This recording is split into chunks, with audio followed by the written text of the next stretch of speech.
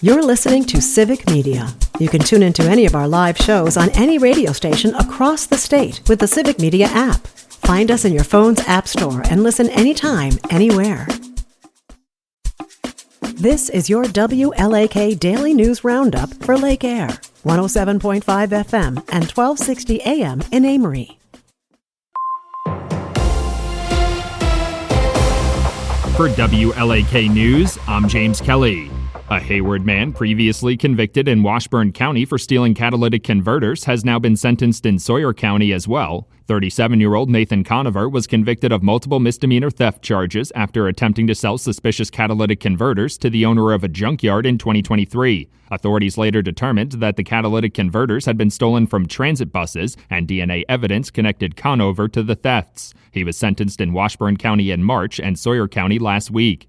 The Bad River Band of Lake Superior, Chippewa recently celebrated the completion of an expansion project at the Bad River Health and Wellness Center. Community members gathered for a ribbon-cutting ceremony for the expansion on July 18th, marking the end of the 65,000-square-foot expansion. The $32 million project saw the addition of office and clinic space for a variety of uses, including physical therapy, chiropractic services, and dental and vision care. The expansion project also included a new gym, pool, and workout area. State lawmakers are renewing their push for a task force to study the racial disparity in missing and murdered women and girls. A study published last year found black women between age 25 and 44 were 6 times more likely to die by homicide than white women across the country. State Representative Sheila Stubbs authored the bill that was introduced on Friday, which would create a 17-member task force to study the issue. The task force would present their final report along with solutions to reduce gender violence and increase safety by December of 2026. The Barron County Sheriff's Department is asking potential victims in a sexual abuse case to come forward. 82-year-old Robert Karstensen is currently facing multiple charges of sexual assault and child enticement in Eau Claire County. While those charges are Eau Claire related, the Barron County Sheriff's Department believes they found evidence that there may have been additional victims from the Chetek River campground between 1994 and 1998. Law enforcement authorities in Eau Claire are also asking any potential victims from the area to contact them. A group of conservation activists have filed a petition with the Wisconsin Department of Natural Resources seeking to stop wake boats from contributing to the spread of aquatic invasive species. The petition argues that wake boats can carry more residual water than other kinds of boats after draining procedures, making it more likely that they could help invasive species like zebra mussels spread. The group is asking the DNR to implement new regulations that would require wake boats to be thermally decontaminated before being moved to a new body of water. Wisconsin Senator Tammy Baldwin has introduced legislation to add protections for workers who are exposed to dangerous heat conditions in their workplace. The proposed bill would require the Occupational Safety and Health Administration to establish an enforceable federal standard to protect workers in high-heat environments. Those standards could include things like paid breaks in cool spaces, access to water, limiting how long workers can be exposed to extreme heat, and establishing emergency response procedures for addressing heat-related illnesses.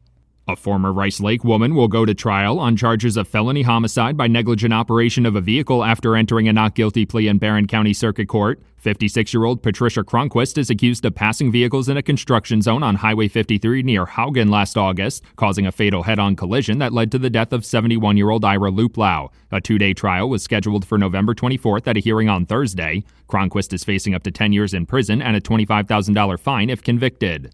The Hayward School Board voted to move forward with a feasibility study to examine the potential expansion of the Northern Waters Environmental Charter School after an increase in student enrollment. Officials from the environmentally focused charter school said they've outgrown their current space and are hoping to either expand their current building or build an entirely new one. The feasibility study will include consideration of both the total cost for the expansion project and a fundraising campaign with potential naming rights on the table. With Governor Evers officially announcing he will not seek a third term, the Democratic primary field has already begun to take shape. Lieutenant Governor Sarah Rodriguez officially launched her campaign for governor in 2026 on Friday morning, and Milwaukee County Executive David Crowley said he will be taking steps towards entering the race over the next few weeks. State Senator Kelda Royce, Secretary of State Sarah Godlewski, Attorney General Josh Kaul, and former Democratic State Party Chair Ben Wickler have also been discussed as potential candidates. Republican state lawmakers have introduced a bill seeking to cap tuition increases at the universities of Wisconsin. The public university system recently approved a 5% increase in tuition for next year, the third year in a row that tuition has increased. The proposed legislation would cap future tuition increases to no higher than the rate of inflation. It's the third time in recent years that Republican lawmakers have attempted to cap tuition increases at the universities of Wisconsin. Tuition and fees make up over half of the system's yearly revenue. For WLAK News, I'm James Kelly. Showdown at AmFam Field. Hi, I'm Mike Clemens with sports. Baseball. The Brewers and the Cubs tonight in Milwaukee. The battle for first place. Both teams tied for the NL Central after the Brewers beat the Marlins 3-2 thanks to a walk-off RBI in the ninth by Blake Perkins, FanDuel, Wisconsin. Perkins, center field. That'll get it done. Scored as a hit. In comes Haas, and the Brewers walk off the Marlins. Blake Perkins delivers in the clutch. Perkins now back after missing half the season with a fractured shin bone. It's been a long road, and this is the middle of the season for a lot of these guys, and I'm kind of coming in late, so it's just great to come through for the guys and just appreciating these moments a little bit more. NFL training camp in Green Bay. The Packers now in full pads. Now we're talking about real football. These guys are still in their underwear out there. So that's Packers head coach Matt LaFleur. With sports, I'm Mike Clemens. On your entertainment beat, I'm Pete Schwaba. As far as episodic TV goes, nothing gets me more excited than a well-done cop show. There have been 2 spin-offs so far from the Amazon Prime cop show Bosch, a show about a stubborn, uncompromising police detective played by Titus Welliver. In a new cop show, Welliver heads up the cast in Westies. According to Collider, Welliver plays Glenn Keenan, a Vietnam vet and gritty beat cop. The story is set in the early 80s in Hell's Kitchen in New York and follows the Westies, a real-life Irish street gang, as they try to carve out a piece of the action despite being a much smaller force than the Mafia's 5 families of New York. Welliver calls his character deeply corrupt and very dark, but also nuanced. Joining him in the cast are J.K. Simmons, Tom Brittney, Jessica Francis Duke, and just added additions Sarah Bolger and Stanley Morgan. The Westies will drop on MGM Plus sometime in 2026. Phineas and Ferb are coming back in 2026. Season 5 is currently on the air, but it's being called a revival. At Comic-Con last week in San Diego, the producers celebrated said revival of the Disney show, which launched 10 new episodes June 5th, and announced that the next batch of episodes will drop next year. Phineas and Ferb debuted in 2007, but went off the air in 2015. The USA Network has announced it has canceled Resident Alien, despite the show carving out a nice following over its 4 seasons. The announcement was made right before the season 4 finale last week. The sci-fi comedy is about an alien who is also a doctor in a small town and tries to conceal his identity.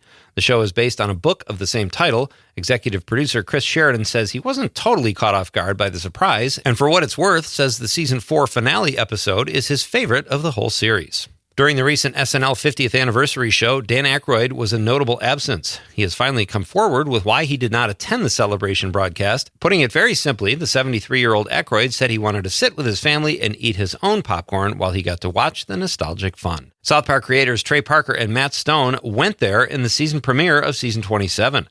They discussed the episode during Comic-Con, as well as their struggles with Paramount to get the show on the air as it was seen. During the episode, the writer showed a naked commander-in-chief walking through the desert and did not blur over any private parts, albeit pretty cartoonish private parts. The writing team said they argued back and forth with Paramount for 4 days about what they would show and what they wouldn't. But in the end, Parker and Stone were unrelenting and got their way. The writers say they are fully expecting to be sued by a certain Oval Office resident. For more showbiz fun, tune into Nightlight with me, Pete Schwaba, weeknights from 6 to 8 p.m. on the Civic Media Radio Network. Mostly sunny today. We'll get to around 91 for a high this afternoon, and it is going to be muggy with a heat index into the triple digits today. Tonight, thunderstorms are likely. We'll drop into the upper 60s to low 70s tomorrow. Scattered thunderstorms with a high in the low to mid 80s. I'm meteorologist Sean Cable. Right now, it's 70.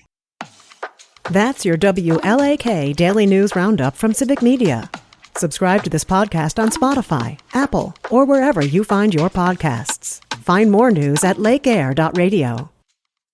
The national news cycle never stops, but it can be hard to find news about your local community. Civic Media is dedicated to providing quality local and state news coverage across Wisconsin. With the Civic Media app, you can get notifications about local stories that matter to you and your community. Find the free Civic Media app in your phone's app store and choose notifications from the menu to tell us what kind of news you want to hear about.